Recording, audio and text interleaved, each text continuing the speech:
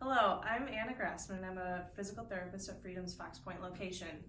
Today we're going to talk about the standard bridge. The standard bridge is a great, pretty simple lower extremity exercise that utilizes your glutes, your hamstrings, your quads, kind of depending on what you're going for. But often I hear from patients that they experience low back pain with their bridges, or they're not really sure if they're doing it correctly, or they're not really sure where they're supposed to be feeling it. So here are a couple of my tips and tricks for the bridge, and I hope this helps clear up some things with your bridges at home. Okay, so the first thing we're going to talk about, regardless of the bridge variation that you're performing, you need to make sure that you have a neutral spine, because this is going to ensure that your glutes are more prone to turn on and that you're not using your low back erectors. So I'm going to kind of feel under Sophie's spine here. I'm going to have her flatten her back into my hand. That's how you want to start every one of your bridge variations, regardless of how you're doing your bridge. Okay, thank you. Next, let's talk about foot position. And by this foot position, I mean how far away your heels are from your bottom. So the farther away your feet are from your bottom, go ahead and lift for me. And come back down. The more glute max focused your bridge is going to be. The closer your heels are towards your bottom, you can move the other one for me, lift, the more quadriceps focus your bridge is going to be.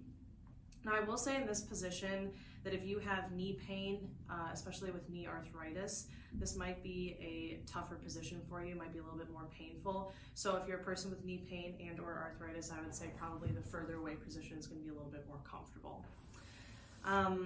Let's also talk about a couple other things with the feet here. So if you're performing your bridge and you're still not really feeling it in the big glute muscle in the back, you're still feeling it a little bit in your low back, sometimes people have good luck with externally rotating their feet or toeing out their feet and making a slightly wider stance. This doesn't work for everyone, but some people this really helps their glute max to turn on. You can bring your feet back for me. If you want to go for a more hamstring bias in your bridge, you need to give some instability to your feet. So one of the easiest things that you can do is just bring up your toes. Go ahead and lift for me. So you're creating some instability based on the fact that you're only on your heels, and then come on back down.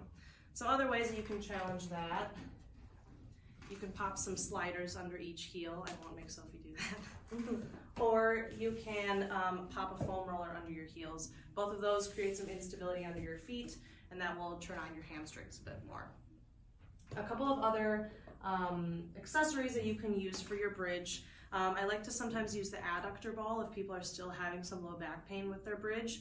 By adding this adductor ball, and adductors are like your groin muscles, are a pretty big, strong group of muscles. So squeeze, go ahead and lift. By doing this, you're recruiting your adductors, you can come back down, which are another big, strong group of muscles. More lower extremity muscles that you have engaged, likely the less low back pain you're going to have with this movement.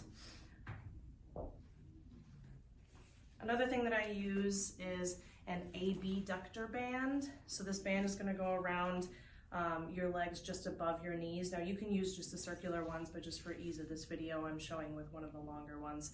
So when Sophie performs this, she's going to have to resist a little bit or push out against the band. Go ahead and lift up for me. So she's resisting the urge for her knees to come in. You can go back down one more time for me by pushing out against the band.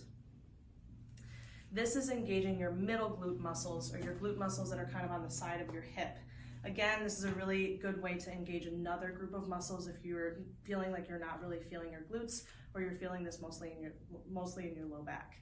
I hope this helps with your bridges at home, and I hope this helps you engage the correct musculature.